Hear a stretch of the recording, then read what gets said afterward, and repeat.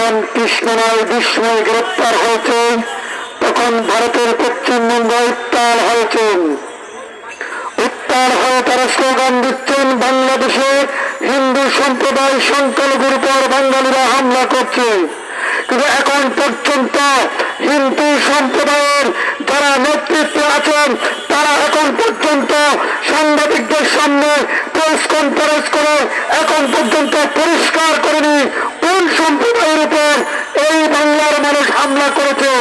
পরিষ্কার করতে পারেনি, কারণ এই কারণে পারেনি তারা যতগুলো গুজব ছড়াচ্ছে, তারা যতগুলো গুজব রটাচ্ছে, সবই আজকের প্রধান উপদেষ্টার কার্যালয়ে যেই সমস্ত প্রতিবাদী দূষর বসে আছেন তারা এই গুজবগুলো রটাচ্ছেন।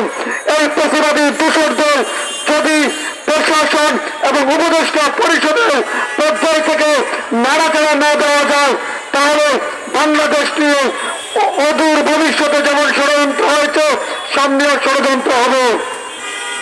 প্রিয় বন্ধুগণ, আপনাদেরকে বলতে চাই, 1971 সালের পর 1973 সালে বাংলাদেশের প্রথম ব্যালট বাক্স চুরি করেছেন এই প্রতিবাদী খুনি স্বৈরাচারী আওয়ামী লীগ।